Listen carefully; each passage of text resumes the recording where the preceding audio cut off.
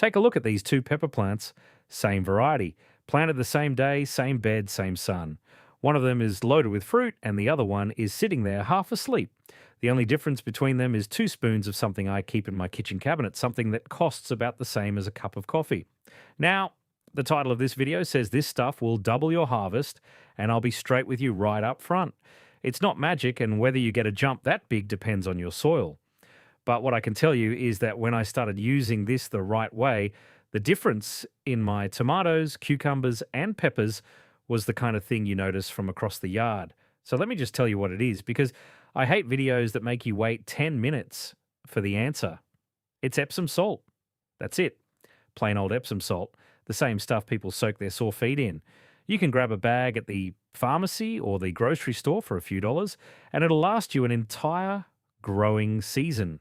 On the label, it's called magnesium sulfate, and that name is actually the whole secret because you're getting two nutrients your fruiting plants are hungry for: magnesium and sulfur.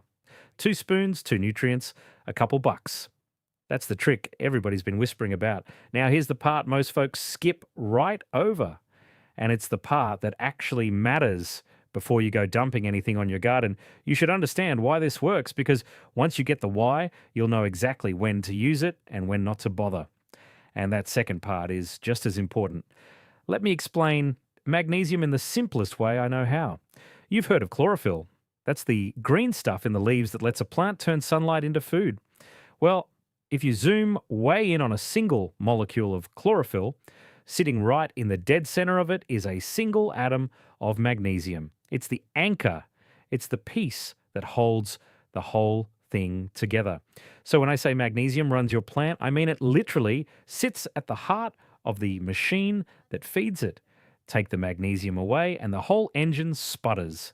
The leaves can't make energy, the plant can't make sugars, and if the plant can't make sugars, it sure can't pour them into big, sweet fruit. I mean, think about that for a second.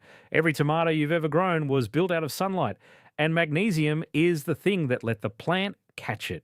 So that's the simple version. Magnesium is the engine. Now, let me tell you why your tomatoes, your cucumbers, and your peppers specifically are the plants most likely to run low on it. These three are what we call heavy feeders. They're not lettuce, they're not herbs sitting there doing nothing. A single tomato plant is trying to build and ripen dozens of fruit at once, and every one of those fruit is a factory running full tilt all summer. That takes a tremendous amount of nutrients pulled up out of the soil day after day, week after week. Cucumbers are the same story, pumping out fruit as fast as you can pick them. Peppers too. And magnesium is one of the first things they drain out of the ground. It's like a truck that keeps hauling heavier and heavier loads. Eventually the tank runs dry. And it runs dry even faster if you're growing in containers or raised beds, which a lot of you are. Here's why. Magnesium is water soluble, which is a fancy way of saying it washes out. Every time you water a pot, a little bit of magnesium drains right out the bottom with the runoff. Same thing happens in sandy soil that drains quick. So the very gardeners who are working hardest, watering their containers every single day in the heat, are often the ones whose plants are quietly starving for magnesium without them ever knowing it. And that's the frustrating part. Your plant can be hungry, and you'd never guess, because it doesn't fall over. It just gets a little less productive, a little more tired, and you blame the weather or the seeds. So how do you actually know if your plants are low? This is the part I want you to really pay attention to, because once you can read this sign, you'll spot it in gardens everywhere. When a plant runs short on magnesium, the older leaves down toward the bottom start to turn yellow between the veins. And I want to be specific here because this is the detail everyone gets wrong. It's not the whole leaf going yellow all at once. It's the tissue between the veins turning pale and yellow while the veins themselves stay green. So you end up with this leaf that looks almost like a green skeleton with yellow filling in between. Green veins, yellow in between, showing up on the lower, older leaves first. That right there is your plant waving a little flag telling you it's hungry for magnesium. And it always hits the old leaves first because the plant is smart. It'll rob its own older leaves to feed the new growth up top. So the bottom of the plant is where you look. Now, if you're looking at your tomatoes right now and seeing exactly that, don't panic. That's actually good news because it means this cheap little fix is going to do something real for you. But before I show you the exact recipe, I want to tell you about something that goes hand in hand with this.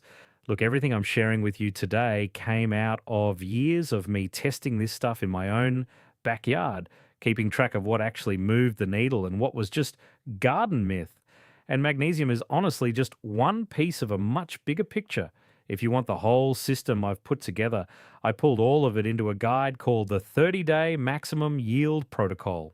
It's 115 pages, and it's built for exactly the kind of gardener watching this. Somebody who doesn't have more space and doesn't want to spend a fortune, but wants a lot more food out of the plants they've already got.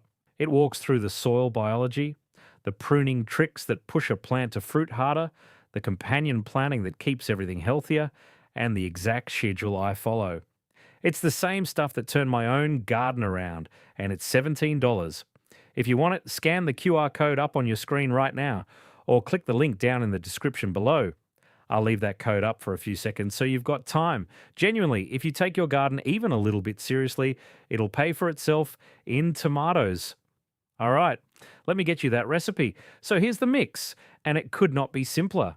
2 tablespoons of Epsom salt into 1 gallon of water. That's the whole formula. 2 spoons, 1 gallon, stir it up until it dissolves.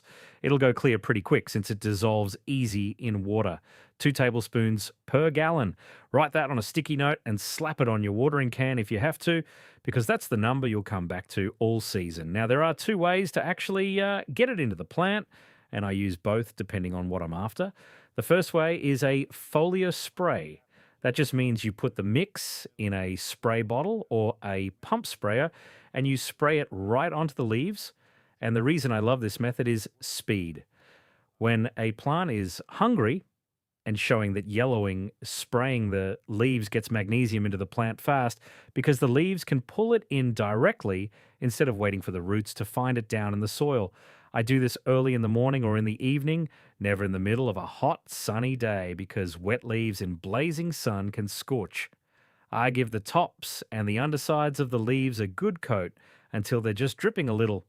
If a plant's really dragging, a foliar spray is like handing it a glass of water when it's been out in the sun all day. You see it perk up within a few days. The second way is a soil drench. That's just pouring the same mix right around the base of the plant, soaking it into the root zone. This one works slower, but it lasts longer because now the magnesium is sitting down in the soil where the roots can sip on it over time. So think of it this way. The foliar spray is the quick fix and the soil drench is the steady supply. When I've got a plant that's really struggling, I'll do a foliar spray to get it going and then follow up with a soil drench to keep it fed. All right, so you've got the recipe and the 2 methods. Now let's talk about timing because when you do this matters just as much as how. There are 3 moments in the season where this pays off the most. The first is right when you transplant your seedlings into the garden. Giving them a soil drench at planting time sets them up with magnesium in the tank from day one, so they never hit that hungry phase to begin with. The second moment is when the plant starts to flower. Those first little yellow tomato blossoms and pepper flowers are the plant shifting gears from just growing leaves to actually making fruit, and that's a demanding job.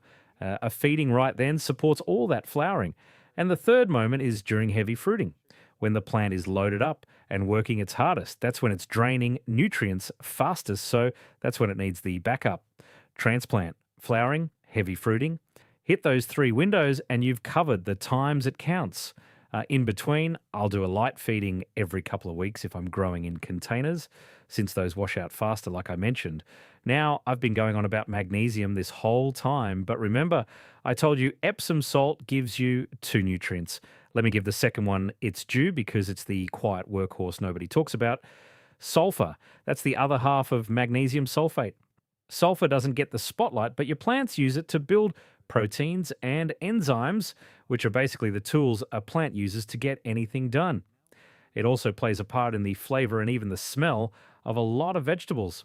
So while everybody's out there chasing the magnesium, you're quietly handing your plants a dose of sulfur at the same time. No extra step, no extra cost. 2 birds, 1 cheap bag. Now, I promised you at the top that I'd be honest with you, and here's where I keep that promise because this is the part most of these videos will never tell you. Epsom salt is not going to work miracles in every single garden. And the reason is simple. If your soil already has plenty of magnesium in it, then adding more isn't going to do a thing because your plants weren't short on it to begin with. You can't fix a problem that isn't there. So if your tomatoes are green and healthy and cranking out fruit, and you're not seeing any of that yellowing between the veins, then honestly, you probably don't need this. Some soils are naturally rich in magnesium, and those gardeners are already set. So, yeah, this isn't a magic potion you pour on everything. It's a targeted fix for a specific shortage. The gardeners who see the biggest jump are the ones whose plants were actually hungry, especially container growers and folks with sandy, fast draining soil. If that's you, you're going to love the results. If your soil's already loaded, save your Epsom salt for your bath. And there's one more thing I've got to warn you about because it's the mistake that can actually hurt your crop instead of helping it. More is not better here. I've seen gardeners get excited and start dumping Epsom salt on every week like it's plant candy, and that can backfire. Here's the problem: magnesium and calcium sort of compete for the same seat at the table when a plant is taking up nutrients. So if you flood the soil with too much magnesium, you can actually make it harder for the plant to grab the calcium it needs. And calcium is the nutrient that prevents blossom end rot, that ugly black sunken spot on the bottom of your tomatoes and peppers that breaks every gardener's heart. So the irony is, if you go overboard with Epsom salt trying to help, you can end up causing the exact rot you were hoping to avoid. This is why I stick to the schedule instead of just piling it on. 2 tablespoons per gallon, at the right moments, not a heaping scoop every single day. Respect the dose and you get the reward. Ignore it and you can create a whole new headache. And no, I'm not making that up. That's the number one way people turn a good tool into a bad result. So let me tell you what realistic results actually look like, since I'd rather set you up with the truth than a fantasy. In my garden, on plants that were genuinely low, I've watched tired, yellow tomato plants green back up within a week or two of a good foliar feeding. I've had pepper plants that were sitting there doing nothing suddenly set a whole new flush of flowers. And the harvest at the end of the season was noticeably heavier, enough that I stopped questioning whether it was worth the $2. Is it always a clean doubling like the title says? On a really deprived plant in poor soil, honestly, sometimes the jump is that dramatic because you're going from a starving plant to a fed one. On a plant that was already halfway healthy, it's more of a solid boost than a miracle. Either way, for a couple of spoons of something that costs next to nothing, that's about the best return you'll find anywhere in the garden. Now, before you run off to try it, let me save you from the handful of mistakes I see over and over, because these are the little things that separate the folks who get results from the folks who shrug and say it didn't work.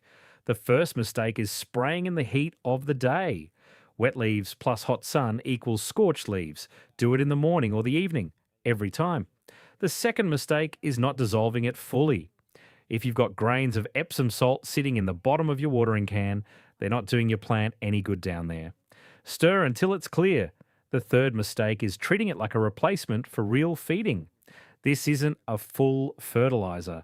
It doesn't have nitrogen. It doesn't have phosphorus. It doesn't have potassium. It's a supplement for 2 specific nutrients. Your plants still need a balanced feeding program underneath all this. And the fourth mistake, the big one we just covered, is overdoing it and messing with your calcium. Stick to the dose. Those 4 things right there are the whole game. And really, that's the bigger lesson in all of this. The gardeners who grow the most food aren't the ones with the biggest yards or the fanciest gear. They're the ones who learn to read their plants and give them exactly what they're asking for right when they're asking for it. A yellow leaf isn't a nuisance. It's a message. Once you start listening, your garden basically starts telling you what it needs. Epsom salt is just one small conversation in that bigger relationship. But it's a good one to start with because it's cheap, it's simple, and the payoff is right there in front of you. So here's what I want you to go do today. Walk out to your tomatoes, your cucumbers, and your peppers and look at the lower leaves. If you see that yellowing between green veins, mix up 2 tablespoons of Epsom salt in a gallon of water and give them a feeding. Then watch what happens over the next couple of weeks. I think you're going to be surprised. And if today's little fix got results for you, I promise you it's only the beginning. The 30-day maximum yield protocol lays out the full month by month plan I use to get significantly more food out of every plant in my backyard. No extra space, no expensive equipment, just the methods that actually work. For $17, it's the cheapest upgrade your garden will ever get, and the growing season won't wait around, so the sooner you start, the more you'll pull off your plants this year. Scan the QR code on your screen or click the link in the description and get growing. I'll see you in the next one.